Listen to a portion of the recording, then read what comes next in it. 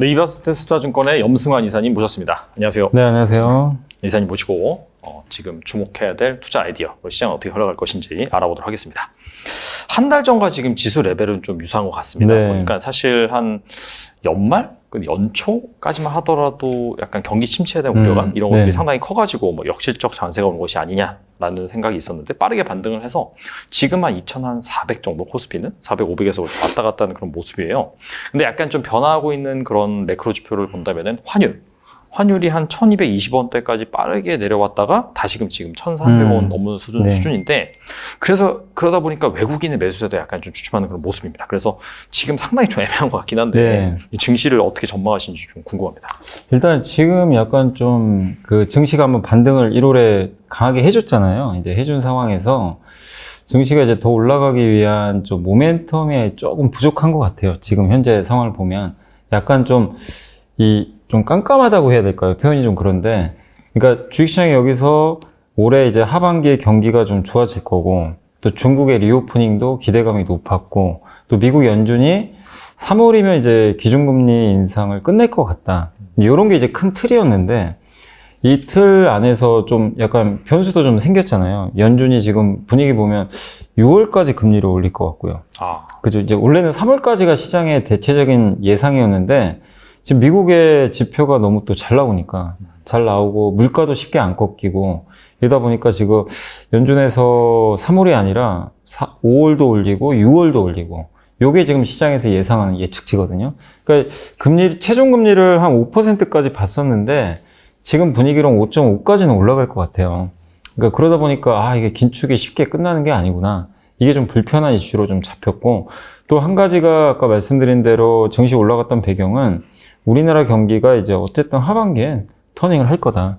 이게 굉장히 좀 큰 이제 좀 기대감이 있었는데 지금 최근에 나온 중국 지표를 보니까 그러니까 리오프닝이 이미 시작이 됐는데 지표 보니까 아직은 안 좋거든요. 생각보다. 그러니까 서비스업 지표는 좋은데 중국의 제조업 지표라든가 또 한국에 지금 최근에 나온 2월달 수출 데이터 이걸 보면 여전히 좋지가 않아요. 또 특히 반도체만 해도 2월 20일까지의 수출 데이터 보면은 거의 마이너스 50% 나왔거든요, 수출이. 진짜 안 좋네요. 네, 그러니까 이게 약간 좀 현타가 오는 거죠. 이게 좀 개선될 줄 알았더니 지표만 보면 아직도 가득한 거죠. 까마득한 거죠. 네, 그러다 보니까 증시가 2,500까지 이제 호기롭게 왔다가 더 돌파를 못하고 약간 이제 갈 길을 잃어버린 그런 흐름으로 좀 전개가 된 것 같습니다. 물론 이제 예전처럼 증시가 무너지진 않아요. 왜냐하면 이제 작년과 다르게 어쨌든 올해는 이 고물가 고금리도 작년보다는 어쨌든 완화될 가능성이 높아졌고 또 거기다 환율도 작년보다는 낮은 상태고 또 우리가 기대할 수 있는 중국의 리오프닝도 작년만 해도 사실 중국 기대감이 없었잖아요. 근데 올해는 중국에 대한 기대감이 뭐 속도적인 측면은 있겠지만 분명히 어느 시점에서는 중국이 본격적인 부양이 나오면서 좋아질 거라고 대부분 기대를 하고 있기 때문에 그런 면에서 하단도 되게 좀 단단해진 것 같아요. 그래서 증시가 지금 어쨌든 이런 상승이 막힌 요인, 하단은 단단한 요인, 이런 것들이 좀 이제 어우러지면서 2,400과 2,500에서 좀 갈팡질팡하고 있다. 이렇게 보시면 되겠고. 근데 결국 이제 위가 열리려면 제가 봤을 때는 중국의 좀 데이터가 잘 나와야 될 것 같아요. 그러니까 중국이 3월에 양회가 이제 열리게 될 텐데 거기서 어떤 정책이 나올지는 모르지만 뭐 부동산 부양책이라든가 우리가 기대하는 것보다 좀 더 강한 어떤 정책들이 나온다거나 아니면 뭐 3월이든 4월이든 5월이든 간에 중국의 실제 이 지표들 있잖아요. 뭐 제조업 지표라든가 소비 지표 이런 게 눈에 띄게 개선되는 모습이 나오면 이제 진짜로 중국이 좋아지는구나. 이게 확인이 되겠죠. 그러면 증시가 한 번 더 레벨업을 할 수가 있는데 지금 아직은 좀 시간이 필요하거든요. 그래서 당분간은 저는 여전히 뭐 강세장 쪽으로는 보고는 있는데 다만 그런 것들이 확인되기까지 시간이 한두 달 정도는 필요하기 때문에 당분간은 그냥 좀 지수를 예측하는 건 의미가 없는 것 같아요. 그냥 옆으로 좀 박스권 흐름 속에서 그냥 종목 장세가 펼쳐진다라고 일단 보시면 좋을 것 같고 어쨌든 올해 증시는 좀 계단식으로 오르는 쪽으로 좀 보고 있는데 한두 달 단기적인 시각은 조금 혼조세 이렇게 좀 바라보고 있습니다. 아무래도 뭐 한두 달 안에 또 약간 전도표가 발표된 FOMC 회의가 있고 그런 부분에 있어서 통화 정책에 대한 윤곽이 좀 나오면서 거기에 따라서 또 변동성이 확대될 수 있기 때문에 네. 약간은 그런 구간을 좀 지날 수밖에 없다라고 볼 수가 있겠네요. 네, 지금은 그러니까 어쨌든 조금 이제 지수로 보면은 약간 좀 뭐가 안 보이잖아요. 그러니까 좀 답답한 그런 구간이 조금은 펼쳐질 것 같다라고 생각하시면 좋을 것 같습니다. 그런 관점에서 특히나 이제 개별주 중심으로 지금 장세가 펼쳐지고 있는데 뭐 시가총액 상위 주식들은 사실 뚜렷한 움직임은 없지만은 약간 좀 뭐 챗 GPT라든지 여러 가지 그런 뭐 트렌드라든지 이슈에 네네. 따라서 움직이는 그런 종목들이 많이 있어요. 그래서 이제 그런 종목 중에서 뭐 눈여겨볼 만한 그런 투자 아이디어 좀 살펴보겠는데 외국인의 이제 매수세가 약간 주춤해졌단 말이죠. 그럼에도 불구하고 이런 상황에서도 외국인이 좀 꾸준히 사는 그런 주식 중에서 좀 눈여겨볼 만한 그런 것은 어딘지 좀 궁금하거든요. 사실 이제 외국인이 가장 많이 산 거는 그 반도체예요. 반도체를 물론 이제 조금씩 이제 매수 강도가 둔화되고 있는 건 사실인데 반도체를 중심으로 해서 우리나라의 제일 큰 섹터가 IT 하드웨어 쪽이잖아요. 반도체, 뭐 MLCC, 뭐 스마트폰 부품, 뭐 디스플레이 이쪽인데 이쪽에 대해서 지난 1월부터 굉장히 공격적으로 샀었고 2월에도 매수세가 어쨌든 꾸준하게 이어졌습니다. 다만 이제 그 다른 업종으로 좀 이게 확산이 되면 좋은데 그런 것들은 좀 2월 달 들어와서 크게 보이진 않는 것 같더라고요. 그래서 일단 외국인 매수로만 좀 압축을 해본다면 확실히 어쨌든 전기전자, 또 2차 전지 이런 쪽으로 좀 매수를 좀 하고 있는데 다만 이제 이 기업들이 좀 외국인 매수에 힘입어서 그런지 몰라도 주가가 좀 많이 오른 건 또 사실입니다. 맞아요. 네, 그렇기 때문에 단지 외국인이 샀다고 해서 쫓아가는 거는 그렇게 좀 바람직한 전략 같지는 않고 수급과 저는 좀 별개로 좀 봤을 때 좀 2월달 이제 중순 들어오면서 조금씩 이제 좋아지는 섹터들을 보니까 확실히 좀 이 조선주 중에서 조선 기자재 업종 있잖아요. 그쪽이 좀 괜찮더라고요. 근데 요즘에 좀 그 가장 근래 들어와서 좀 눈에 떴던 거는 피팅 업종. 성광, 예, 성광이나 뭐 태광. 근데 태광은 실제 실적도 잘 나왔어요. 실적까지도 어닝 서프라이즈가 나왔는데 일단 이쪽을 뭐 이게 단기적인 시각으로 보실 필요는 없고 좀 중장기적으로 저는 좀 계속 한번 이 조선 기자재 업종 이게 조선 기자재라는 게 좀 다양합니다. 사실 뭐 배 만드는 조선사도 있을 거고 엔진도 있고 요즘에 이제 작년에 가장 많이 수주했던 게 그 LNG선. 맞아요. LNG선에 들어가는 그 본행제. 이 본행제가 이제 단열재라 그래가지고 LNG는 천연가스를 이제 162도로 얼려버리잖아요. 얼렸을 때 외부에서 열이 들어오면 다시 기화할 거 아니에요. 이제 그걸 막아주는 게 이제 본행제인데 본행제도 괜찮을 것 같고 또 LNG 인프라 관련해가지고 그 이제 태광이나 성광밴드 같은 이제 피팅, 이 관이음새라 그러죠. 맞아요. 예, 네. 이 파이프라인을 연결해주는 이쪽도 굉장히 좋을 수밖에 없고 또 거기다가 이 직접 관관을 만드는 파이프를 만드는 관관 회사들 이쪽들이 하나 이제 LNG 밸류 체인을 형성을 하고 있는데 이 LNG 업황이 이 천연가스 가격이 급락했다고 쉽게 꺾일 것 같지는 않아요. 구조적으로 지금 문제가 뭐냐면 유럽은 러시아에서 공급을 이제 못 받는데 이거를 카타르나 미국에서 받아야 되거든요. 근데 이미 받고는 있는데 여전히 부족하고 그리고 이제 독일이나 유럽 보면은 터미널이 없어요. 계속 설치를 해야 됩니다. 그래서 인프라를 깔아야 되기 때문에 25년까지는 구조적으로 업황이 좋을 수밖에 없고 근데 이제 그 중에서도 제가 좀 피팅을 좀 좋게 보는 건 피팅의 전방 산업이 어디냐면 아까 말씀드린 LNG도 있는데 그 중동에서 건설하는 그 석유화학 플랜트 있잖아요. 거기도 들어가고. 그러니까 이 석유화학 공장 여러분들 이렇게 그 그림 보시면 사진 보시면 이렇게 막 파이프가 이렇게 팍뺑 둘러져 있잖아요. 맞아요. 그 둘러질 때 이 휘어지는 부분을 이음새로 연결해야 되거든요. 그게 이제 피팅이기 때문에 그런 이제 석유화학 플랜트가 많이 설치될 때 이 피팅 수요가 좀 늘어날 수밖에 없는데 지금 중동도 지금 워낙 고유가 때문에 돈을 많이 벌었잖아요. 근데 작년도 그렇지만 올해도 보니까 삼성 엔지니어링도 그렇고 중동에서 수주를 간간히 따내고 있어요. 근데 대부분 보면 이쪽 석유화학 플랜트 쪽입니다. 이쪽 투자가 우리가 그냥 네옴시티만 생각을 하지만 사실은 석유화학 플랜트 이 발주도 많이 늘어나고 있거든요. 그런 면에서 이 우리나라 피팅 회사들 앞으로 좀 좋은 수주가 나올 것 같고 또 한 가지가 제가 이제 최근에 보고서를 읽어보니까 이 해양 플랜트가 우리나라 조선사들을 굉장히 괴롭힌 거 아시죠? 맞아요. 정말 그 삼성중공업도 거의 죽다 살아났고 거의 뭐 완전히 뭐 자본 잠식되기도 하고 뭐 거의 조단위 적자 볼 정도로 그러니까 이제 잠식되면은 사실 상폐잖아요. 근데 이제 유증이나 이런 걸 통해서 간신히 이제 그런 걸 좀 모면을 했지만 해양 플랜트 그때 잘못 수주해가지고 근데 이제 다시 최근에 이게 이슈들을 보니까 해양 플랜트 수주가 간간히 나오고 있고 1월 달에 보니까 또 삼성중공업이 저기 말레이시아로부터 좀 수주를 따낸 게 있더라고요. 그러니까 이제 해양 플랜트를 아무도 관심이 없어요. 다 잊고 있었고 해양 플랜트 하면 마치 또 이게 뭐가 큰일 날 것처럼 아니, 하도 다치다 보니까 안 좋은 기억이 또 생각나고. 네. 근데 이제 과거랑은 좀 달라진 게 우리나라 기업들도 이제 경험이 있잖아요. 그래서 함부로 저가 수주 안 합니다. 이제 할 수 있는 것만 골라서 선별할 것 같고, 근데 해양 플랜트 이렇게 수주가 늘어나는 이유가 저기 이제 그 남미 쪽이나 이 북해 쪽에 보면은 이 나라들 같은 경우는 어쨌든 이제 이 가스라든가 이런 에너지가 굉장히 거기도 중요할 거 아니에요. 근데 거기 바다에 이런 것들이 많이 묻혀 있는데 이런 것들을 어쨌든 바다에서 채취를 하게 되면 자기게 되거든요.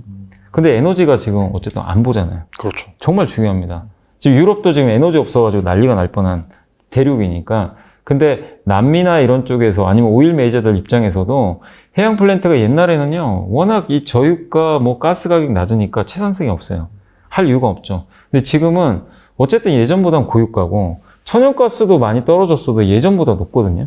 그러니까 채산성이 있어요. 그래서 지금 해양 플랜트를 이렇게 뭐 드릴십이나 이런 걸 수주를 해가지고 이 바다에서 원유나 가스를 캤을 때 수익성이 나쁘지가 않다고 합니다. 그리고 이산화탄소 배출량도 우리가 생각하는 것만큼 그렇게 많지는 않다라고 하더라고요. 해양 플랜트 쪽에. 근데 그렇게 봤을 때는 결국 해양 플랜트에 대한 이 발주가 늘어날 가능성이 있고 실제 지금 늘어나고 있거든요. 그래서 그런 걸 본다라면은 피팅 회사들이 또 해양 플랜트 이렇게 수주 받으면 들어가요.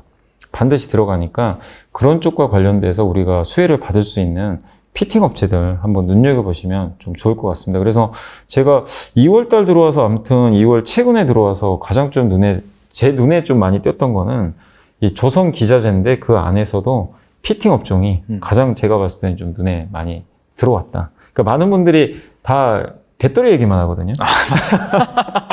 배터리, 에코프로 BM. 근데 그런 거밖에 안 보이죠, 사실. 뭐, 폐배터리. 근데 그런 건 물론 좋은데 이미 이제 주가가 너무나 많이도 올라왔으니까 사람들이 아직은 좀 관심 안 갖고 있는 한번 피팅도 한번 눈여겨볼 필요는 있지 않을까라고 말씀을 좀 드리고 싶습니다. 이게 러시아 우크라이나 전쟁이 한창이었고 막 이것 때문에 에너지 가격, 특히나 천연가스 가격 막 오를 때 네네네. 조선주가 상당히 부각을 받았다가 사실 이게 천연가스 가격 떨어지고 약간 잠잠해지고 하니까 또 이렇게 여기서 자금이 빠져가지고 지금 뭐 말씀하신 2차 전지나 그쪽 가고 있는데 그럼에도 불구하고 사실 그 펀드멘탈적인 요소는 바뀐 게 없잖아요. 네, 맞습니다. 그런 관점에서 지금 약간 소외되어 있는데 좀 관심을 가져보시면 좋을 것 같다는 근데 생각이 제가 들어요. 이제 말씀드리는 요즘 뭐냐면 뭐 이거 하나의 그냥 예시일 뿐이에요. 또 찾아보시면 많이 있겠지만 중요한 거는 일단 주가가 좀 조정받았으면 좋아요. 조정받은 업종들 내에서 그러니까 작년에 좋았다가 빠졌건 작년 내내 안 좋았건 뭐 그걸 떠나서라도 너무 오른 업종들보다는 이렇게 충분한 조정을 받았는데 그 업종들을 그냥 우리가 아무거나 사면 안 되잖아요. 근데 그 업종 내에서 아이디어가 분명히 성장할 수 있는 아이디어가 있어야 되거든요. 근데 그게 안 보이면 싸도 투자할 이유는 없는 것 같은데, 근데 피팅 업종은 분명히 구조적으로 성장하는 그 사이클에 놓여 있는 것 같아요. 그게 바뀐 건 아니거든요. 그래서 한번 관심이 좀 필요하다라고 좀 말씀을 드리겠습니다. 삼성전자 이슈도 한번 짚고 넘어가도록 하겠습니다. 한 6만 원에서 6만 5천 원 정도 사이에서 좀 횡보를 하고 있는데 뭐 여기저기에서 약간 좀 긍정적인 이슈는 나오는 것 같아요. 뭐 반도체 지원 법안 통과 뭐 아직 되진 않았지만 통과시킨다라고 하고 그래서 앞으로 좀 어떻게 보시는지 좀 궁금하거든요. 이게 이제 어떻게 보면 우리나라가요 좀 약간 저는 좀 그게 좀 답답한 점은 있는 게 이건 삼성과 하이닉스의 잘못은 아니고 지금 보시면 지금 대만, 일본, 미국 중심으로는요 뭔가 좀 합종 연행을 해요. 막 서로 막 이 정책적으로도 교류를 하는 것 같고 또 지금 대만 같은 경우 TSMC가 일본에 지금 공장을 하나 더 지을 것 같더라고요. 지금 보조금 협상 중인 것 같아요. 그러니까 이제 물밑에서는 이제 각 국가들이 서로의 주판을 잘 튕기고 있는데 도대체 우리나라는 지금 이게 뭐가 없는 것 같아요. 이제 지금 국회에서도 지금 이제 세액공제 아직 통과가 안 됐죠. 맞아요. 사실 그것도 빨리 통과가 돼야 되는데 그 부분도 있는 것 같고 우리 한국이 일본하고 지금 뭘 하는 건 아니고요. 대만하고도 뭘 하는 건 아니거든요. 그렇다고 미국하고 그러니까 미국에 지금 삼성이 공장 짓잖아요. 그거 말고는 뭐 없어요. 뭔가 이게 뉴스 나온 게 없습니다. 근데 우리가 항상 이제 뉴스 듣는 거는 미국이 중국 때린다. 그래서 중국이 반도체 생산 못하게 한다. 호재죠. 당연히 호재입니다. 호재인데, 근데 그거 관련해서 지금 요즘에 또 나오는 뉴스 중에 하나가 우리가 어쨌든 미국에 투자를 해주거든요. 해주는 건 맞는데 도대체 우리가 미국에서 받는 게 뭔지 모르겠어요. 보조금도 정확하게 얼마인지 모르겠고 또 며칠 전에 뉴스가 나왔는데 그 삼성과 하이닉스가 중국에 공장이 있잖아요. 이게 좀 우려가 되는 건 사실이잖아요. 왜냐하면 삼성 낸드 플래시 40%가 거기서 생산이 되고 그 다음에 하이닉스는 우시 공장. 이게 D램 전체 매출의 절반이 거기서 나오거든요. 근데 문제는 뭐냐면은 1년 동안은 미국이 유예를 해줬어요. 그래서 첨단 반도체 장비를 받아다가 중국에서 생산을 할 수가 있습니다. 문제는 뭐냐면 최근에 나온 기사를 보니까 그 예를 들면 낸드로 따지면 낸드가 200단 이상이면 최첨단 공정이잖아요. 그렇죠. 뭐 만약에 100단 이하면 옛날 공정이고 근데 이제 그 미국 상무부의 한 관계자가 인터뷰한 걸 봤는데 단수로 규제를 한대요. 아, 그러니까 만약에 하이닉스가 200단 이상을 생산을 한다. 장비가 있어야죠. 그 옛날 장비로 못 하거든요. 그러니까 미국의 유명한 그 뭐 램 리서치 장비라든가 이런 게 필요한데 예를 들면 200단 이상 너네가 생산을 해 중국 공장에서 그럼 장비 받아야 되는데 그거 이제 못하게 하겠다는 거예요. 그럼 뭐죠? 삼성, 하이닉스 못 만들어요. 첨단 반도체를. 그러면 중국 공장이 사실상 이제 의미가 없는 거거든요. 비중은 큰데 미국 첨단 장비를 이걸 받질 못한다면 사실상 이제 시간이 지날수록 이 가치가 떨어질 수밖에 없어요. 근데 이런 것들이 나왔을 때 지금 상무부의 한 관계자가 인터뷰를 했지만 우리 정부도 이게 굉장히 심각한 문제거든요. 왜냐하면 지금 우리나라 지금 반도체 생산의 대부분이 중국에 가 있는데 이거 대처를 못하면 결국 반도체 경쟁력은 점점 떨어지고 그러면 사실 마이크로만 좋아지거든요. 아, 그러네요. 진짜. 사실 어차피 중국도 못 만들고 우리나라도 물론 한국에서 만들겠죠. 만드는데 생산량이 많지가 않아요. 그러면 마이크로는 규제가 없어요. 어떻게 보면. 왜냐면 마이크로는 중국에 공장이 없어요. 대만에 있습니다. 그렇게 따지고 보면은 한국도 지금 이게 굉장히 발등에 불이 떨어졌습니다. 그래서 지금 반도체 우리가 업종을 볼 때 뭐 올해 하반기에 대한 기대감도 있는데 정치적으로 이런 것들을 좀 삼성전자 하이닉스가 어떻게 보면 페널티를 안 받도록 뭔가 좀 저는 정부 차원에서 좀 정치적인 협상이 좀 있어야 될 것 같아요. 근데 이거 그대로 두면 삼성과 하이닉스는 피해를 보게 되고 이 피해는 어디로 가죠? 우리나라 경제에도 문제가 생기게 돼요. 그래서 반도체 업황을 떠나서라도 좀 정치적으로 좀 약간 리스크가 좀 생긴 게 있으니까 이 점도 여러분들이 염두에 두시면 좋을 것 같고 그리고 업황과 관련해서는 지금 최근에 이제 삼성전자가 6만 원에서 6만 5천 원 횡보를 하고 있는데 이 배경이 뭐냐면요. 일단 첫 번째가 그 생각보다 지금 중국 지표가 그렇게 좋은 편은 아니에요. 아까도 한번 말씀드렸지만 이 반도체 재고는 여전히 많고요. 2분기까지도 반도체 가격이 더 떨어질 것 같다라는 그런 전망들이 계속 나오거든요. 근데 하반기에 좋아지는데 야, 이렇게 2분기까지 안 좋으면 이게 하반기에 진짜 좋아질까? 약간 의심을 좀 하시는 것 같아요. 왜냐하면 주가는 올려놨는데 데이터가 못 쫓아오면 어떻게 되죠? 주가는 다시 부러지거든요. 약간 이제 혼란스러운 상황이죠.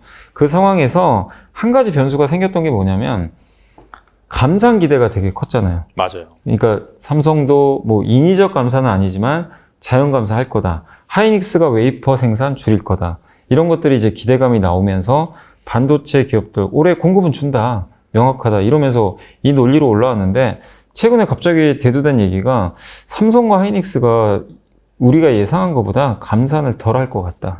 이 뉴스들이 좀 나오기 시작하더라고요. 실제 한 애널리스트도 그걸 좀 우려하시더라고요. 자기 보고서에 썼던 걸 제가 봤는데 우리가 기대하는 것만큼의 감산이 안 나오면 결국엔 업황 회복 속도가 늦어질 수밖에 없다. 올해 하반기를 예상했는데 감산이 생각보다 늦어지잖아요. 그러니까 이 속도가 만약에 늦어지면 올해는 아예 업황이 회복이 안 돼 버릴 수도 있어요.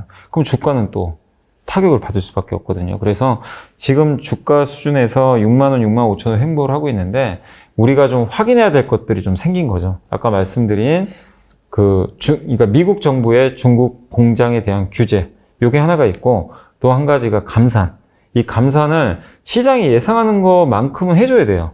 해줘야 되는데 그게 안 되면 주가는 6만 5천 원 이상으로 오르기가 당장 어렵다는 거죠. 그래서 아직은 좀 불확실해요. 이게 뭐 어떻게 될지는 지금 모르는 상황이니까. 그래서 주가가 크게는 빠지진 않겠지만 6만 원과 6만 5천 원 사이에서 방금 말씀드린 이런 이슈들이 조금 해결되기 전까지는 좀 약간 박스권 흐름으로 좀 전개되지 않을까. 근데 분명한 건 시간이 지날수록 반도체 업황은 좋아지겠죠, 당연히. 지금은 뭐 최악이니까.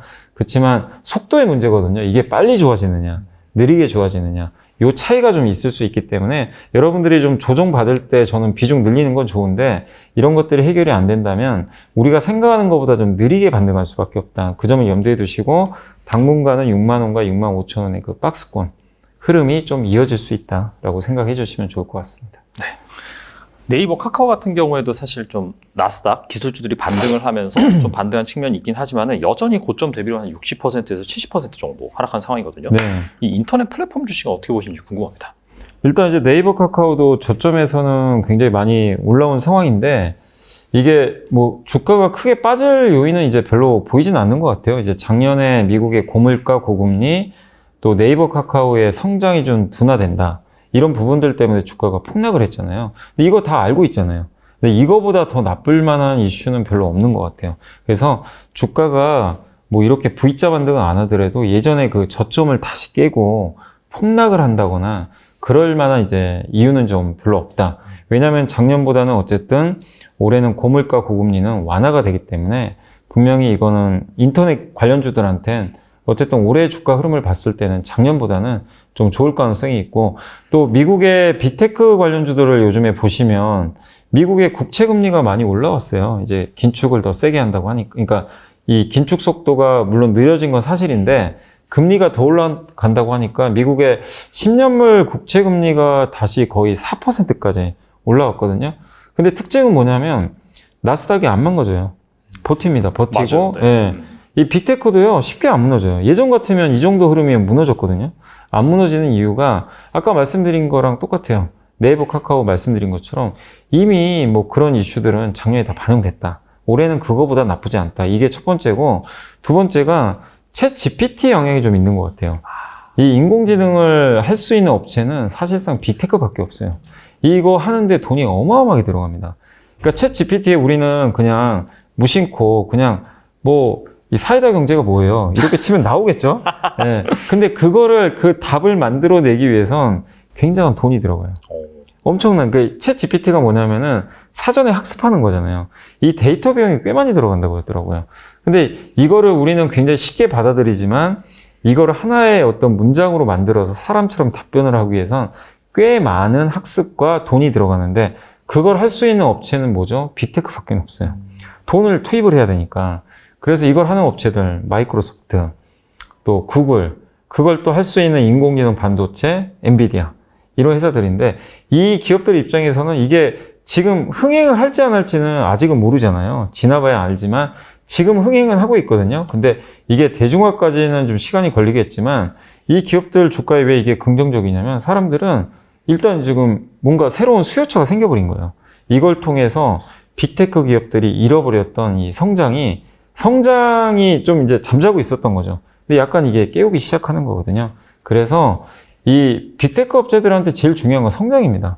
성장이 없으면 금리가 아무리 떨어져도요, 주가가 많이 오르기 힘든데, 어쨌든 사람들은 여기에 기대를 하고 있고, 우리나라에서도 지금 보면 네이버나 카카오도 이 서비스를 한다고 하죠. 특히 네이버 같은 경우는 검색을 원래 하고 있기 때문에, 제가 봤을 때는 우리나라 회사 중에서는 네이버가 제일 잘할 것 같아요. 왜냐면 인공지능 이미 그 사업부가 있고, 그게 하이바 클로버인가요? 제가 이제 이름은 정확하게 기억 안 나는데, 네이버가 이미 인공지능 사업을 이미 몇 년 전부터 시작을 했고, 그걸 기반으로 해가지고 올해 상반기에 이 네이버 기반의 챗 GPT 서비스를 내놓는다고 이미 발표를 했습니다.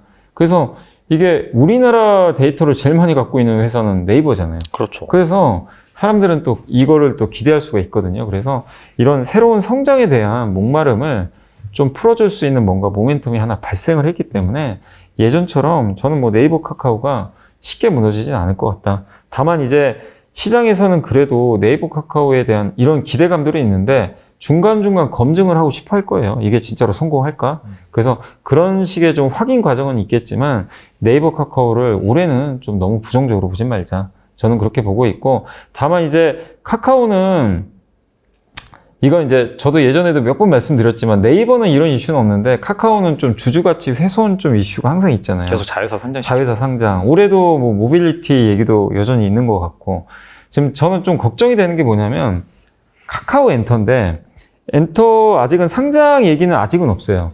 근데 좀 걱정되는 건 이거예요. 혹시라도 모르니까 지금 카카오 엔터가 SM 이거 이제 인수 지금 지분 이제 9% 이제 관련해서 전환사채하고 이제 유상자 물량을 받을 가능성이 높은데 아직 법원의 판결은 안 떨어졌으니까 좀 지켜봐야 되겠지만 이게 만약에 카카오 엔터가 SM을 만약에요 하이브를 이기고 인수를 했다고 치자고요. 최대 주주가 됐을 때 만약에 카카오 엔터랑 SM이 합병을 하게 되면 카카오는 이제 자연스럽게 상장을 하겠죠. 엔터는? 그럼 카카오 주주는 뭐가 되는 거죠? 그러니까 저는 약간 이게 좀 걱정이 돼요. 그러니까 가장 깔끔한 건요. 카카오 엔터가 그냥 카카오랑 합병하면 돼요. 다 해결돼요. 그러네요. 모빌리티도 카카오랑 합병하고 이러면 카카오의 기업 가치가 굉장히 많이 올라갈 것 같아요. 이런 걱정할 이유도 없어요. 근데 문제는 아직은 합병 얘기도 없고 자회사 합병이 그 상장 이슈는 여전히 살아있는데 SM 인수하는 거 뭐 카카오 주주분들 입장에선 이거 괜찮은 회사인데 인수하면 좋은 거 아니야? 이럴 수 있는데 문제는 그게 카카오 주주들한테 돌아와야 되는데 엔터가 그냥 합병하거나 아니면 엔터가 이걸 인수한 다음에 엔터가 따로 상장을 하잖아요. 주주 몫이 없어요. 그렇죠. 이게 이중 상장이 되잖아요. 그래서 주주분들 입장에선 카카오를 한번 이렇게 들고 계시는 분이라면 전 좀 계속 이걸 요구하셨으면 좋겠어요. 계속 뭐 이렇게 그 카카오 뭐 IR 담당자 좀 피곤할 수도 있겠지만 어쨌든 뭐 주주총회도 곧 할 텐데 계속해서 주주 행동을 좀 하셨으면 좋을 것 같아요. 저는 왜냐면 우리나라에서 카카오 투자하신 분도 엄청 많잖아요. 엄청 많죠. 삼성전자 거의 다 할걸요. 고점에 물려 계신 분도 많은데 이게 어쨌든 이렇게 많은 주주분들이 이 카카오가 주주 가치를 자꾸 훼손하면 그 피해를 여러분들이 받을 수밖에 없거든요. 그래서 요즘에 주주 행동주의도 좀 유행을 하니까 카카오 좀 주주 가치가 저는 좀 개인적으로 좀 늘어났으면 좋겠고 사실 이거를 경영진이 좀 먼저 솔선수범 해가지고 좀 풀어주면 좋을 것 같은데 제가 봤을 때는 아직은 별로 그런 생각이 없는 것 같더라고요. 그래서 카카오는 어쨌든 약간 그런 주주 가치 훼손 이슈가 아직은 있으니까 그 점은 좀 염두에 두고 좀 보셨으면 좋을 것 같습니다. 여담이긴 한데 이번에 주주총회 장난 아닌 것 같네요. 뭔가 느낌이. 네. 아니 근데 요즘에 진짜 주주 환원 막 얘기 엄청 나오잖아요. 그러니까 뭐 혹시 참석하실 수 있는 분이면 가서 좀 공격적으로 합병을 꼭 이렇게 한번 요구를 하셨으면 좋겠어요. 자회사 합병을 하면 정말 가치가 많이 올라가지 않을까 이렇게 예상을 하고 있습니다. 사실 메리츠 금융그룹의 사례가 있기 때문에 네. 또 이렇게 강력하게 요구할 만한 또 이렇게 약간 케이스가 있으니까 네, 그렇게 맞습니다. 되면 좀 좋을 것 같다는 네, 생각이 맞습니다. 들고요. 2차 전지 이슈도 한번 알아봐야겠죠. 앞서서도 사실 좀 많이 올랐다라고 말씀을 하셨는데 여전히 뭐 지금까지 주도주가 2차 전지라고 해도 과언이 아니긴 합니다. 물론 뭐 최근에 약간 좀 CATL에서 배터리 가격 내린다 뭐 이런 부분 때문에 약간 좀 주가가 빠지긴 했지만 또 금일 증시에서는 또 다시 좀 올라가고 그런 상황이 벌어지고 있어요. 그래서 지금 이 상황에서 좀 2차 전지를 본다면은 어떤 주식을 보면 좋을지 궁금하거든요. 2차 전지 성장에 대해서는 너무 의심할 필요는 없는 것 같아요. 그러니까 2차 전지가 참 이게 들고 계신 주주분들도 너무 힘들 것 같아요. 왜냐하면 중간 이게 한 번씩 급등할 때마다가 또 그 얘기 또 나옵니다. 노이즈가 꼭 생겨요. 뭐 테슬라 뭐 예전에 기억하시길 테슬라 네제와 맞아요. 그 기억나시죠? 또 뭐 갑자기 폭스바겐이 우리도 만들겠다. 그래서 또 부러지고 CATL이 뭐 LFP로 평정하겠다. 맞아요. 이래서 또 빠지고 또 얼마 전에는 테슬라가 뭐 이 전기차 가격 뭐 인하했잖아요. 이것도 또 노이즈가 돼가지고 뭐 한 번씩 이제 홍역을 좀 치렀는데 결론은 뭐죠? 그런 거 다 이겨내고 어쨌든 2차 전지는 계속 지금도 성장하고 있고 내일도 성장할 거고 25년까지도 꾸준하게 성장할 거예요. 그래서 거기에 대해서 여러분들이 의심할 여지는 저는 필요는 없다. 이렇게 말씀드리는데 근데 다만 왜 그런 노이즈가 자꾸 나오냐면 비싸서 그래요. 자꾸 주가 한 번씩 올라가니까 밸류가 좀 비싸 보이거든요.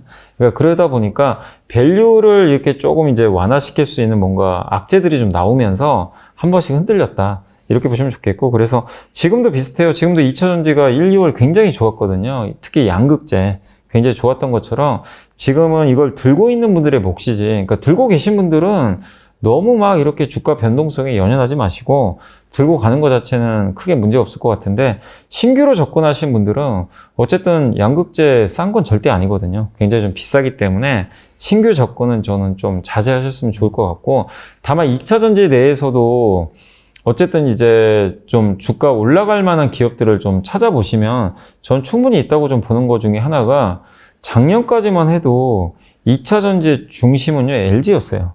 LG엔솔이 투자도 지금 굉장히 적극적으로 하고 CATL의 경쟁자이면서 미국 인플레 감축법의 수혜주였죠. 왜냐하면 미국에 투자를 많이 하니까. CATL이 미국에 못 들어갑니다. 근데 이제 요즘에 또 바뀌었죠. 갑자기 CATL이 포드랑 손잡고 맞아요. 한다고 하니까. 그럼 이제 이 가장 수혜를 받았던 게 LG 쪽이거든요. 근데 이제 올해를 봤을 때는 저는 좀 LG보다는 삼성 밸류체인을 좀 봐야 되는 거 아니냐. 작년에 삼성 밸류체인이요. 굉장히 답답했어요. 왜냐면 뭔가 삼성을 딱 바라보시는 분들의 시선이 뭐냐면 아니 LG랑 삼성이 딱 있는데 기왕이면 LG가 낫지 않나? 투자를 저렇게 적극적으로 해주는데 삼성은 뭔가 좀 약간 뒤에 좀 물러서가지고 약간 보수적이더라고요. 미국에서도 투자도 이 3사 중에서 제일 좀 소극적이에요. 근데 제가 올 초에 보면서 제일 놀란 게 포스코 케미칼 40조짜리. 역사의 길이 남은 계약이죠, 진짜. 어마어마한 겁니다. 근데 이제 그게 다는 아니에요. 왜냐면 이제 삼성이 에코프로 BM에 원래 많이 물량을 줬는데 포스코 케미칼로 이제 이원화 시킨 거죠. 근데 앞으로 많이 다변화 시킬 것 같아요. 근데 포스코 케미칼에 40조를 줬다는 건 이제 시작이란 얘기거든요. 야, 나도 이제 투자 많이 할 거야. 이걸 좀 보여준 것 같고, 이게 이 물량이 제가 알기로는 스텔란티스 쪽 물량으로 좀 알고 있거든요. 그리고 GM 물량도 일부 있을 수도 있는데, 어쨌든 이제 삼성도 유럽도 해야 되고, 미국도 공략을 해야 되고, 그 다음에 원통형 배터리의 강자 중에 하나가 삼성이거든요. 그래서 이 원통형 배터리를 원하는 이 고객사가 되게 많은 걸로 알고 있어요. 그러면 삼성은 포스코 케미칼이 끝이 아니라 앞으로 많은 업체들과 계속해서 수주도 줄 거고 또 원통형 배터리 생산을 위해서 투자도 많이 할 가능성이 저는 높다라고 좀 보고 있습니다. 그렇게 본다라면 삼성 SDI 밸류체인도 한번 여러분들이 눈여겨보시면 좋겠고, 삼성 SDI 밸류체인주 중에서 뭐 원통형 배터리 관련됐거나 각형 배터리 이런 쪽에 관련된 밸류체인들이 좀 있잖아요. 그러니까 그쪽이 작년에 되게 안 좋았어요. LG에 비해서 너무나 소외를 많이 받았으니까, 뭐 장비도 마찬가지입니다. 그러니까 장비가 됐건 부품이 됐건 소재가 됐건 간에 삼성과 좀 연관됐는데 주가가 좀 작년에 부진했던 기업이 있다면 한번 여러분들이 좀 눈여겨보시면 좀 좋을 것 같고, 그리고 제일 지금 안 좋은 쪽이 SK 쪽이잖아요. 맞아요. SK호는 뭐 여러 가지 자금 조달 이슈도 있고, 또 얼마 전에는 포드랑 좀 약간 뭔가 좀 삐거덕거리는 것 같아요. 포드랑 배터리 이슈도 좀 일부 있었던 것 같고. 근데 2차 전지는 어쨌든요, 이미 SK도 어느 정도 선점을 좀 한 상황이고, 특히 SK는 현대차랑 지금 공급을 많이 하고 있잖아요. 근데 현대차도 공격적으로 증설을 안 할 수는 없거든요. 그런 면을 봤을 때 지금 노이즈가 너무 많아요, SK도. 그렇지만 이 노이즈가 있다고 하더라도 2차 전지 성장한다는 이 방향성은 변함이 없습니다. 그리고 이 배터리를 공급하는 업체는요, 중국은 많지만 중국을 제외하고는요, 없어요. 뭐 CATL이 미국에 온다고 해도 그게 LFP입니다. 이 저가형이죠. 핵심은 뭐냐면 NCM 배터리죠. 그래서 이걸 공급할 수 있는 업체들은 사실상 우리나라 3사랑 저기 그 일본의 파나소닉 요 정도밖에 없어요.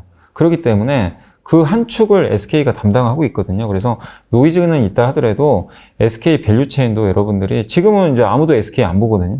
그렇지만 이쪽 SK 밸류체인도 삼성이 어느 정도 좀 성과가 나오고 나서는 사람들의 시선이 그 다음에 또 SK 쪽으로 저는 옮겨갈 수 있다고 봐요. 그래서 일단 작년에 LG가 좋았지만 일단 올해 순서는 삼성 밸류체인을 일단 먼저 좀 보시고, 그 다음에 삼성 밸류체인이 어느 정도 움직이고 나면 그때는 또 SK 밸류체인도 한번 보자. 그래서 투자 아이디어는 뭐냐면 2차 전지 좋은 건 다 아니까 좀 소외받았던 그런 쪽에 좀 기업들 중심으로 해서 올해는 한번 투자를 해보자 라고 한번 말씀을 드리고 싶습니다. 네, 밸류가 약간 부담스러운 LG 밸류 체인이라든지 양극재 그런 것보다는 상대 좀 소외되어 있지만은 올해부터 뭔가 본격적으로 부각받을 수 있는 그런 쪽을 주목하셔라, 그런 얘기인 것 같고, 사실 2차 전지의 아이디어는 좀 비슷해요. 친환경 큰 틀에서. 하지만은 아직까지 제대로 부각받지 못하는 섹터가 수소 쪽인데요. 그래서 이 수소 밸류 체인 지금 시점에서 좀 관심을 가져볼 만할지 궁금하거든요. 이게 수소가요, 좀 이게 뭐라고 해야 되죠? 그러니까 뭔가 숫자로 이게 탁 오질 않아요. 그러니까 2차 전지는 지금 실적이 팍팍 찍히죠. 그렇죠. 우리 눈에도 전기차 보이고 하니까 배터리 딱 보면 진짜 막 이제 막 매출 이익도 급격하게 늘어나는 게 이제 보이니까 거기다가 많은 업체들이 투자도 하고, 그러니까 뭔가 우리가 이제 공상과학 소설을 쓰다가 그게 현실화되기 시작했거든요. 2차전지 그러니까 좀 편해요. 편하긴 한데 다만 밸류가 비싸서 그런 거지. 근데 수소는 우리가 계속 분명히 수소 사회로 간다. 수소는 분명히 이제 대중화 될 거다. 예, 또 유럽이나 이런 거 미국도 보면은 뭐 수소 경제에 대해서 많이 얘기도 하고 우리나라도 마찬가지고. 근데 그건 좋은데 도대체 수소 가지고 돈을 버는 기업들이 이게 어느 정도 지금 돈을 버는지가 가늠이 잘 안 가요. 그러니까 우리나라도 보면은 뭐 두산 퓨어셀도 있고 여러 업체들이 있는데 실제 이렇게 딱 실적 보면요. 밸류가 너무 비싼 것 같아요. 왜냐면 아직은 숫자가 많이 안 나오니까. 그러니까 이 덩치에 맞는 이 수익을 딱 보여줘야 되는데 이게 잘 안 보여요. 그러니까 요즘에 아시겠지만 풍력도 비슷해요. 풍력 좋은 거 다 알죠. 맞아요. 근데 CS윈드 주가 잘 안 가요. 왜 숫자가 안 나와요? 그러니까 수소도 비슷합니다. 방향은 맞아요. 거기에 대해서 의심할 필요는 없어요. 다만 보여달라는 겁니다. 숫자를 보여줘야 되는데 왜 이 말씀을 드리냐면 2020년에 그 바이든 대통령 이제 당선이 되기 전에 여러분도 아시겠지만 신재생 에너지가 엄청 올랐잖아요. 올랐는데 거기서 그 풍력도 있고 수소도 있고 태양광도 있거든요. 근데 주가들이 보통 10배씩 올랐어요. 근데 그 후로 지금 2년간 왜 못 가냐면 숫자가 안 나와요.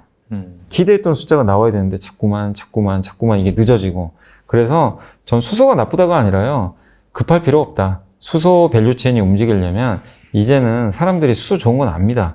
숫자가 빵빵 찍혀줘야 돼요. 우리가 예상한 거 이상으로. 그래서 가장 대장주는 두산 퓨어셀이거든요. 그래서 지금 저는 수소는 아직은 좀 관망하자는 입장이고, 왜냐면 밸류 부담이 없으면 해도 되는데 여전히 밸류가 두산 퓨어셀만 해도 이게 그냥 입이 딱 벌어져요. 비싸요. 사실 싼 건 아닙니다. 이 냉정하게 PER로 보면 싼 건 아니니까 매 분기마다 실적 검증을 해보자. 그래서 밸류가 비싸더라도 만약에 올해 1분기, 2분기로 갈수록 실적이 우리 예상보다 확실하게 매출과 이익이 꽂히는 게 나오면 그때부터는 주가가 또 한번 레벨업 할 수 있거든요. 근데 아직까지는 그런 것들이 많이 안 보였던 것 같아요. 그래서 수소 쪽에 대해서는 아직은 저는 좀 지켜보자라는 그런 입장이고, 확실한 실적이 나올 때까지는 좀 지켜보시고, 그리고 제가 이렇게 개인 투자분들 이렇게 한 번씩 상담 받다 보면은 수소차 얘기도 좀 한 번씩 물어보세요. 근데 이제 수소차는 저는 개인적으로 쉽지 않은 것 같아요. 왜냐면 현대랑 기아가 호기롭게 출발을 했는데 수소차 안 보입니다. 안 보여요. 넥소 가끔 보이는데 이게 왜 대중화되기가 어렵냐면 충전소 설치가 너무 힘들어요. 그게 정말 핸디캡. 네, 왜냐면 우리가 아파트에 전기차 요즘에 의무적으로 막 설치돼 있잖아요. 충전하는 거. 수소차 충전소 설치한다고 하면 상상해 보세요. 난리가 납니다. 난리 나죠. 그러니까 주변에 설치 못하게 해요. 그래서 보면 이제 서울에도 저기 국회의사당 쪽에 있긴 있거든요. 아침에 보면요. 줄 서 있어요. 근데 몇 개 못 만들어요. 그리고 수소차 충전소 너무 비싸대요. 이 수소를 끌어다가 이 충전을 해야 되는데 여기다가 그거 하는 것도 쉽지가 않고 이 밸류체인 확장하는 것도 돈 많이 들고. 그래서 수소차가 장점이요. 이 충전을 하면요. 충전 시간이 되게 짧아요. 굉장히 좋은 장점인데 문제는 인프라 깔기가 너무 어려워요. 이 전기차도 지금 우리가 이제는 대중화가 시작되는 단계지만 전기차가 우리가 생각하는 것보다 아주 빠르게 대중화가 안 되는 결정적인 이유가 충전 시간이 너무 오래 걸려요. 이게 우리 휘발유 주유하면 5분 안에 되잖아요. 그렇죠. 근데 아무리 급속 충전해도요 40분 걸려요. 근데 이게 해결이 안 되면 전기차도 이 속도는 느릴 수밖에 없는데, 근데 이제 전기차는 워낙 기술 개발들을 하니까 점점 단축이 될 텐데, 이 수소차가 되려면요 어쨌든 이 인프라를 깔 수 있는 여건들이 마련돼야 되는데, 현실적으로 그럼 제가 수소차 관련주 갖고 계신 분들한테 물어볼게요. 바로 옆에 내가 사는 집 옆에다가 충전소 설치한다고 생각해 보세요. 허용하실 겁니까? 집값 떨어진 소리가 막 들리는 것 같은데요. 쉽지가 않아요. 솔직히. 왜냐면 이게 혹시라도 사고 날까 봐. 그렇죠. 이게 폭발할까 봐. 그래서 수소차는 현실적으로 대중화되기가 좀 쉽지 않다. 그런 면에서 아직까지는 수소보다는 전기차 쪽이 위에 있을 수밖에 없고, 그래서 수소 쪽은 여러분들이 조금 너무 급하게 생각하지 마시고 실적을 한 단계 한 단계 검증해 가면서 좀 천천히 대응을 하자라고 좀 말씀드리고 싶습니다. 알겠습니다. 삼성전자 유보금이 145조에 달한다 라고 하면서 삼성전자가 계속해서 M&A 할 섹터가 무엇이냐 여기에 대한 관심이 커지고 있는데 연초에 또 레인보우 로보틱스 유상증에 참여하면서 또 한 차례 부각이 받기도 하고 그래서 다음 타겟이 무엇이냐 이런 부분에 대한 시장의 관심이 집중되고 있는데 혹시 그 삼성전자가 M&A 한다라고 한다면은 어느 쪽이 후보군이 될 수 있을지 좀 말씀해 주면 좋을 것 같아요. 요거는 아마 신문기사 보신 분은 아마 답을 알고 계실 거예요. 어디냐면 그 후공정, 패키징. 패키징 아시죠? 얼마 전에 이재용 회장님도 한번 뭐 패키징 쪽에 아마 그쪽 관련된 사업 좀 챙긴 걸로 좀 기사들이 나와 있는 것 같은데 이게 왜 그러냐면은 일단 로봇 쪽은 이제 삼성도 직접 로봇 사업을 하니까 투자가 좀 시작이 됐는데 왜 후공정 쪽이냐면 일단 지금 인공지능 챗 GPT 관련해 가지고 거기 들어가는 반도체가 인공지능 반도체잖아요. 근데 거기 들어가는 반도체가 A100인가요? 엔비디아가 만든 건데 거기 들어가는 것 중에 이제 업그레이드된 모델이 H100이에요. H100 모델은 이제 인공지능 그 GPU죠. 엔비디아는 GPU를 만드니까 그래픽 카드. 근데 그거를 작동을 시키려면 메모리가 뒤에서 보완을 해줘야 돼요. 근데 이게 특징이 뭐냐면은 이 H100하고 거기 들어가는 메모리 반도체를 누가 만드냐면 하이닉스가 만들어요. 하이닉스가 만든 반도체 이름이 HBM3라고 있습니다. 근데 이 HBM3는 이 고대역 반도체라 그래가지고 굉장히 이제 성능이 좋거든요. 근데 이게 이 반도체가요, 그냥 하나 메모리 반도체 이렇게 돼 있는 게 아니라 이 메모리 반도체를 기판에다가요, 아파트처럼 쌓아요. 1단, 2단, 3단, 4단. 우리가 낸드 쌓는 건 들어보셨죠? D램을 쌓아요. D램을 적층을 해요, 위쪽으로. 이게 뭐 아파트처럼 많이 쌓는 건 아닌데 이게 그 위쪽에다 이제 적층을 해가지고 아무래도 D램을 하나만 넣는 것보다 위로 쌓아버리면 성능이 훨씬 좋겠죠. 근데 이 H100의 특징이 뭐냐면요. 이 엔비디아의 이 GPU 반도체랑 D램을 연결시켜버려요. 그러니까 인터포저라고 하는데 기판 하나에다가 둘을 연결시켜버립니다. 그럼 뭐죠? 하나의 반도체가 되는 거예요. 그러니까 비메모리랑 메모리가 결합된 이 반도체가 나온 겁니다. 이거를 이 탑재한 반도체를 데이터 센터 쪽이나 서버 쪽에 넣으면 성능이 엄청나게 좋대요. 근데 이게 인공지능으로 가면은 반드시 필요한데 이거를 할 수 있는 기술. 그러니까 아까 제가 말씀드린 D램을 이렇게 적층할 때 적층하는 건 뭐죠? 패키징 한다 그래요. 이거를 서로 구멍 뚫어 가지고요 연결을 해야 되는데 그러려면 첨단 패키징 공정 기술이 있어야 되고요. 또 둘을 또 연결해야 되죠. 비메모리랑 메모리. 이것도 적층이에요. 서로 연결을 해줘야 돼요. 이거를 이제 본딩한다 그러는데 서로 연결하는 거는 후공정에서 담당을 합니다. 근데 앞으로 이걸 이제 흔히 용어로 이종 접합 기술이라고 하더라고요. 좀 어려운 용어일 수 있는데 그러니까 서로 종류가 다른 반도체를 이제는 합쳐버리는 거예요. 이거는 패키징에서 하는 기술이거든요. 근데 삼성도 앞으로 이쪽에 투자할 수밖에 없는 게 이제는 반도체가 그냥 메모리만 있는 게 아니라 다 합쳐지게 돼요.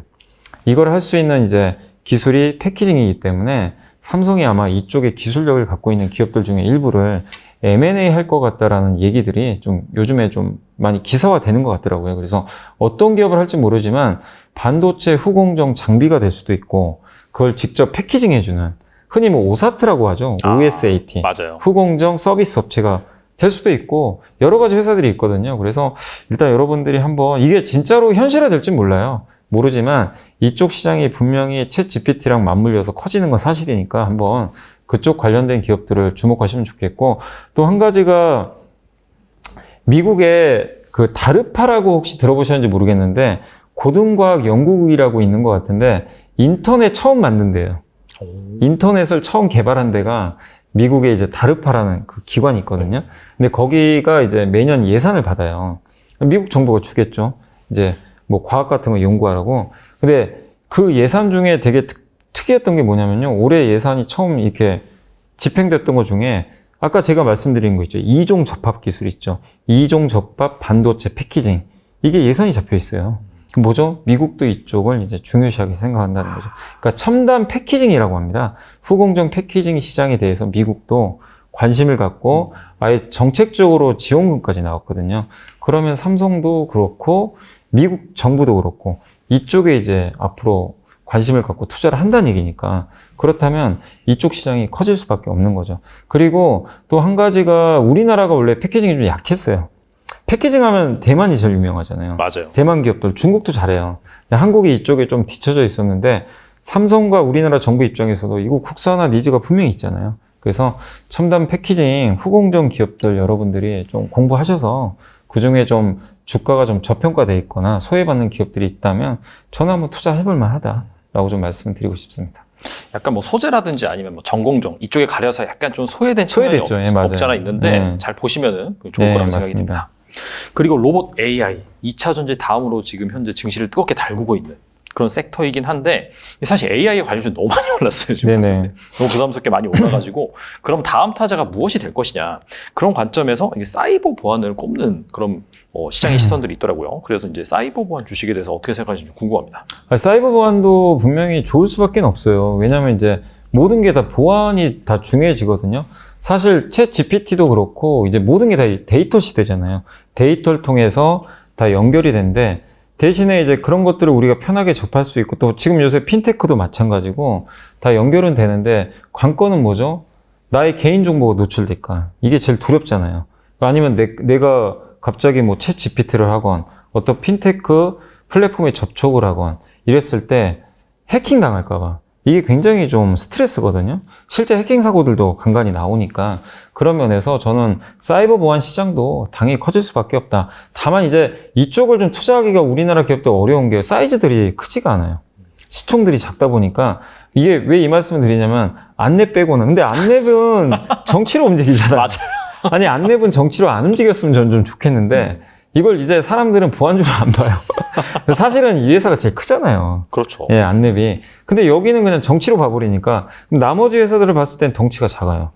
뭐냐면 이런 어떤 뭐 사이버 그러니까 보안이나 해킹 문제가 발생했을 때 그냥 테마로 한 번씩 확 올라갔다가요 또 무너져요. 그러니까 사람들이 단타만 쳐요. 그러니까 이런 것들 때문에 좀 투자하기가 아직은 좀 저는 사이버 보안 쪽은 좀 우리나라 쪽에서 좀 쉽지 않다. 그래서 여러분들이 저는 사이버 보안 쪽에 대한 투자는 분명히 괜찮다고 좀 보는데 아직까지 좀 의미 있는 사이즈가 있는 기업들은 아직은 좀 없기 때문에 저는 이제 국내 쪽보다는 해외 쪽에서 제 ETF 명은 기억이 안 나는데 미국의 기업들 중에서 이렇게 한번 찾아보면 아마 검색을 한번 해보세요. 미국 ETF 중에 사이버 보안 관련된 ETF가 있어요. 그 기업들, 대표 기업들 모아놓은 게. 왜냐면 기업 하나를 투자하기가 어려우니까. 그래서 미국에 상장되어 있는 사이버 보안 ETF, 이런 쪽을 좀 여러분들이 한번 눈여겨보셔서 투자하시는 건 좀 나쁘지 않다라고 좀 생각을 하고 있습니다. 이쪽 분야는 확실히 장기적으로 볼 만한 그런 분야이기 네, 때문에 분명히 보안 쪽도 이게 필수적으로 붙어야 되거든요. 보안이. 그래서 저는 좀 투자할 만한데 좀 우리나라 기업들 중에서도 분명히 잘하는 기업들이 있는데 사이즈가 작기 때문에 아직은 좀 투자하기가 좀 쉽지는 않지만 한번 우리나라 기업들 중에서도 의미 있는 성과가 나오는 기업들이 나오겠죠. 그래서 그 부분도 계속 좀 업데이트를 해 나가시면 좋을 것 같습니다. 그리고 증시가 저점에서 많이 반등하긴 했지만은 아직까지도 뭐 고점 대비 반토막 난 그런 종목들이 많이 있어요. 그래서 혹시나 앞서서 말씀해 주신 그런 종목 외에도 싼 종목 중에서 투자자들이 눈여겨볼 만한 그런 주식인지 궁금합니다. 일단 저는 뭐 꼭 반토막은 아니더라도 일단 주가가 좀 못 오른 기업들 중에 이제 좀 가장 대표적인 게 지주회사들. 지주회사들이 아시겠지만 이게 자사주를 정말 많이 갖고 있어요. 근데 주가 잘 안 갑니다. 왜냐하면 이제 더블 카운팅이라 그래가지고 자회사들이 상장돼 있으니까 일단 할인을 많이 받고 그리고 많은 분들이 생각하는 게 보통 이제 대주주들이 그 자기 자식한테 승계할 때 승계를 많이 하잖아요. 근데 지주사 지분을 넘겨줘야 되니까 주가 안 올라갈수록 유리하거든요. 그게 승계가 끝날 때까지. 근데 그런 이유들이 좀 있다 보니까 주가가 눌려 있어요. 그래서 기관 투자들 잘 안 사려고 하고. 예. 그래서 이제 지주사들이 굉장히 저렴하게 좀 저평가를 좀 받고 있는데 저는 오히려 이제 최근에 이 주주 환원 운동이 많이 일어나잖아요. 그런 걸 보면서 느끼는 게 지주사 좀 답답하더라도 이렇게 좀 쌀 때 투자해 놓으면 언젠간 보상받지 않을까. 왜냐하면 얼마 전에 저는 이게 굉장히 의미가 있다고 봤던 게 주가 다시 빠지긴 했지만 삼성물산이 전량 자사주 소각하겠다고 5년 내에. 물론 이제 5년이니까 좀 시간은 걸리겠지만 자사주 비율이 제가 알기로는 13% 정도 돼요. 와, 적진 않거든요. 와, 어마어마하네요. 근데 공시를 낸 거예요, 갑자기. 5년 내에 자사주를 전량 분할 소각하겠다. 그러니까 다 소각하겠다는 거죠. 근데 이게 왜 의미가 있냐면 다른 기업이 아니라 우리나라 대표 기업 삼성이 먼저 했어요. 자사주 소각하겠다는 겁니다. 미국은 소각을 많이 하잖아요. 그렇죠. 근데 한국은 자사주 매입한 다음에 이게 왜 주주 환원이 안 되냐면 소각한 다음에 경영권 방어 목적으로 많이 써요. M&A 한다거나 이럴 때 아니면 자사주 가지고 뭘 하냐면 직원들 상여금 같은 거 이런 데 줘요. 이러다 보니까 사람들이 야 소각하면 아니 그러니까 매입하면 뭐하냐 이게 주식이 없어져야 의미가 있는 건데 다시 주식이 나와버리잖아요. 그래서 이제 자기 주식 매입을 해도 시장 반응이 좀 뜨뜻미지근했는데 삼성이 일단 먼저 이게 좀 표현이 그래 선빵을 날려버렸어요. 야 내가 먼저 할게. 총대 맨 거죠. 네, 총대 맸어요. 나 그러니까 이재용 회장이 그랬거든요. 옛날 인터뷰할 때 사랑받는 기업 되고 싶다고. 그 얘기를 했었어요, 실제. 근데 그 일환인지 모르겠지만 어쨌든 주주 가치를 위해서 소각하겠다. 발표를 했잖아요. 배당금도 올릴 거고. 이걸 했으면 지금 다 눈치 보고 있을 거예요. LG, SK, 두산. 아니 삼성이 저렇게 했는데 우리 지금 뭐 해야 되지? 아마 지금 고민될 거예요. 이거 안 할 수도 없고. 그래서 저는 자사주 많이 갖고 있는, 그러니까 대부분 다 많이 갖고 있어요. 그래서 우리나라 지주사들 많잖아요. 그 기업들 배당도 어쨌든 많이 주는 기업도 있고 자기 주식 보유한 기업들이 있는데 점점 무언의 압박이 가해질 겁니다. 주주총회 열리면 더 심해질 거예요. 그래서 주주 환원책이 더 많이 나올 수가 있기 때문에 저는 어쨌든 지금 제일 많이 빠진 것 중에선 지주사들 한번 좀 여러분들이 좀 눈여겨보시면 저는 뭐 분명히 좀 좋은 흐름 나오지 않을까 이렇게 좀 보고 있고 또 장기적인 관점에서 보면은 저는 고배당주들은 좀 계속해서 투자 좀 하셨으면 좋을 것 같아요. 좀 아쉬운 게 제가 이게 오늘 여기 영상 촬영하는 날 저는 좀 보험주 생각하고 있었는데 보험주 좀 많이 올라버렸어요. 맞아요. 그 IFRS인가요? 그 회계기준 변경 때문에 좀 올랐는데 다만 보험주도 좀 기회가 되겠죠. 근데 배당을 많이 주는 기업들 중에서 주가 빠진 기업들이 좀 몇 개 있어요. 가장 대표적인 게 그 KTNG 같은 거. KTNG가 얼마 전에 주주환원 이 서한 보내가지고 한 펀드에서 그거 해가지고 거의 주가 10만 원 갔다가 KTNG가 안 받아줬죠. 그래서 다시 주가가 8만 원 한 중반까지 빠졌는데 어쨌든 이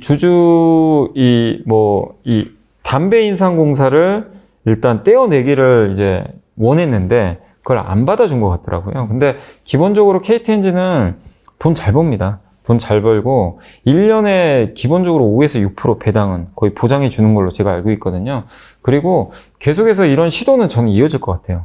KTNG가 인상공사 알짜잖아요. 이걸 따로 떼내가지고 뭐 인적 분할을 할지는 모르겠는데 아마 인적 분할로 알고 있어요. 근데 그렇게 돼서 주주 입장에서는 만약에 인상공사가 따로 떨어져 나가서 상장을 하게 되면 나는 담배도 갖고 인삼도 갖고 인삼의 가치가 재평가 받겠죠. 그럼 분명히 주가에 도움이 될 거고 물적 분할을 하더라도요. 이제는 바뀌었잖아요. 옛날처럼 물적 분할에 상장하면 이 기존의 주주들한테 이제 일정 부분 그렇죠. 신주인 신주의 인수를 아마 줘야 되는 걸로 제가 알고 있어요. 이제 그렇게 바뀌었기 때문에 그런 측면에서 보면은 기존 주주한테 준다는 조건 하에서 인삼 주식을 준다는 조건 하에서 분할을 해서 상장을 한다면 주주분들 입장에서 마다할 이유가 없는 거예요. 그래서 이런 요구들이 이미 나왔고 물론 기업 입장에서 거절은 했지만 저는 계속 여기서 끝난다고 보진 않아요. 아마 계속 요구들이 있을 겁니다.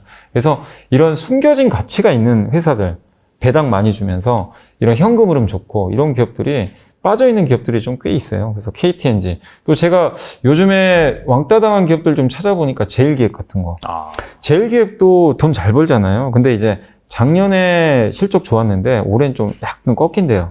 근데 꺾여도 많이 꺾이는 건 아닌데 시장이 제일 싫어하는 게 피카오 싫어하잖아요. 그러니까 올해는 작년보다 안 좋아 안 해. 그 주가 빠져버리더라고요. 돈 잘 벌고 제가 계산해보니까 배당이 5% 넘게 나와요. 제일기획만 해도 삼성 가고 배당에 대한 요구는 더 늘어날 수도 있고 현금 많고 그리고 뭐 제일기획이 엄청 투자해야 되는 기업은 아니잖아요. 그렇기 때문에 뭐 자사주 매입이나 소각 얘기도 또 나올 수 있으니까 이런 기업들도 좀 좋을 것 같고 그리고 이제 마지막으로 증권주도 저는 좀 괜찮지 않아. 그러니까 증권주 중에선 대형 증권사 있죠. 왜냐면 이제 STO라고 요즘에 얘기 많이 나오잖아요. 증권용 토큰. 맞아요. 사실상 이거 증권회사한테 하나의 먹거리를 준 거거든요.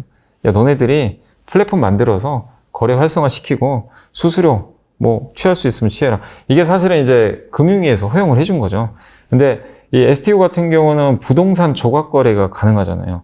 근데 부동산 시장 엄청 크잖아요. 사실은 이 주택 말고요. 상업용 부동산 시장만 해도 지금 우리나라 지금 시가총액이 코스피가 2,000조인데 전체 상업용 부동산 시장 5,000조가 넘는데요. 꽤 큰 시장인데 이 중에 일부를 이제 조각 형태로 개인들끼리 거래할 수 있거든요. 근데 그 거래할 때 중간에 플랫폼을 어떻게 보면 이제 증권사가 갖게 되는 거죠. 그러면 증권사 입장에서도 어쨌든 맨날 이제 증권 거래 수수료만 이렇게 하다가 새로운 먹거리가 하나 생기는 거고, 또 주가 또 워낙 많이 빠져 있다 보니까 지금 배당 수익률도 꽤 높아졌고, 부동산 PF 문제는 있지만 대형사들은 거기서 조금 어쨌든 이제 현금 흐름이 좋기 때문에 조금 영향력은 좀 제한적이거든요. 그래서 좀 많이 빠져 있는 고배당 그 증권주도 한번 여러분들이 눈여겨보실 필요는 있지 않나, 저는 그렇게 좀 말씀드리겠습니다. 말씀 들어보니까 정말 싸고 괜찮은 주식들이 많네요. 있어요. 근데 이제 그게 왜 못 가냐면 모멘텀이 없어요. 당장 뭐가 좋아질 만한. 그러니까 이제 외면 받는 거죠. 근데 그런 기업들을 적절하게 이렇게 좀 쌀 때, 이게 제일 쉬운 투자거든요, 사실은. 제일 쉬운데 왜 못하냐면 못 기다려요. 내가 인내심이 없기니까 뭐 사봐야 주가는 안 가는 것 같고. 근데 제가 봤을 땐 난이도가 가장 낮은 투자 중에 하나가 이런 거거든요. 배당 많이 주는데 주가 빠져 있는 거. 그럼 언젠가는 보상을 좀 주더라고요. 그래서 한번 고민해 보시면 좀 좋을 것 같습니다. 네.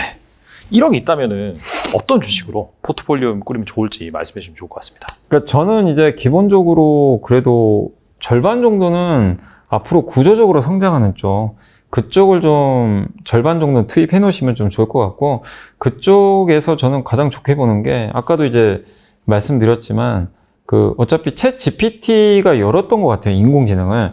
근데 인공지능에서 우리나라에서 투자할 만한 기업은 저는 반도체가 가장 좋은 것 같아요. 그래서 반도체, 저는 뭐 삼성전자, 하이닉스도 좋고요.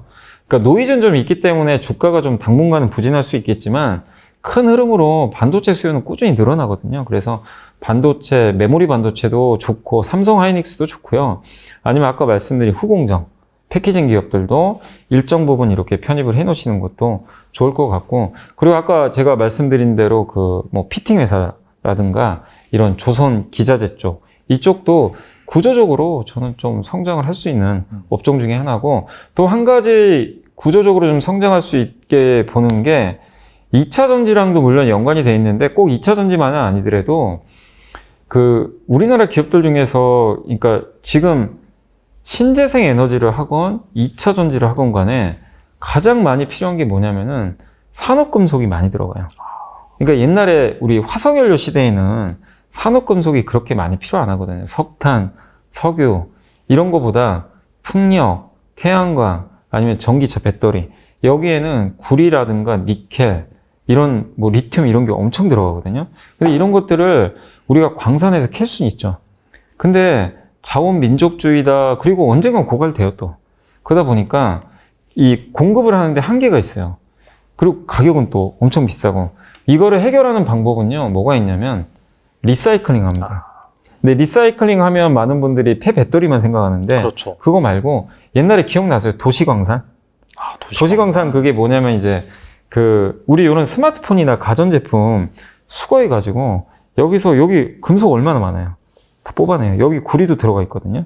이거를 리사이클링 해가지고 여기서 필요한 금속만 뽑아버리는 거예요. 이런 사업들을 하는 회사들이 우리 한국에 보통 대표적인 게 몇 개만 예를 들면 포스코 하고 있고, 고려아연.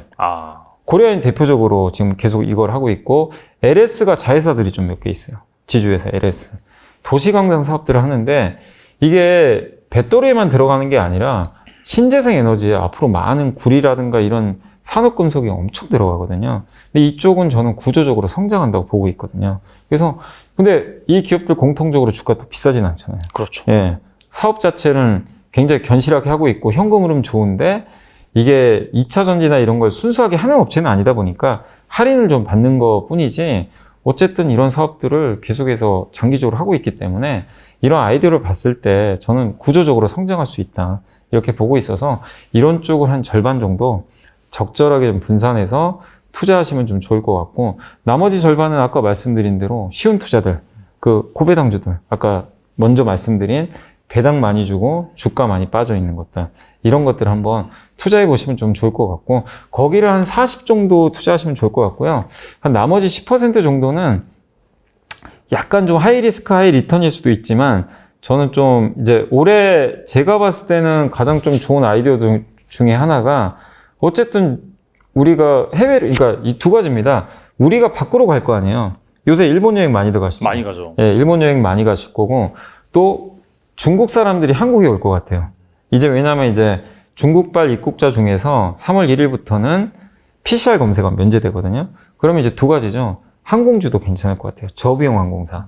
근데 이거는 왜냐면 근데 저비용 항공사들은 워낙 이게 진폭이 커가지고 비용을 많이, 그러니까 투자를 많이 할 수는 없고 한 10% 내외 정도로 해가지고, 왜냐하면 올해 분명히 저비용 항공사는 좋아지거든요.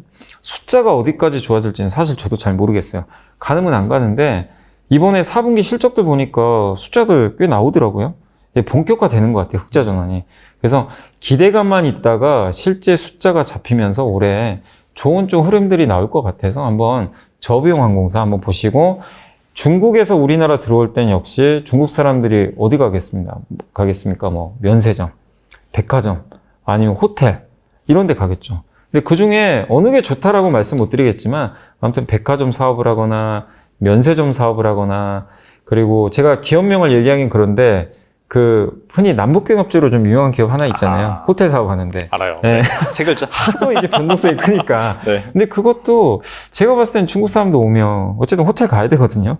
그래서 좀 수혜가 되지 않을까. 그래서 약간 이제 이쪽은 좀 약간 변동성이 크니까 하이 리스크는 좀 있을 수 있지만 그만큼의 리턴은 좀 클 수 있으니까 이런 업종들 한번 10% 내외로 해서 투자를 한번 포트폴리오 구성해 보시면 좋지 않을까. 이렇게 말씀을 드리겠습니다.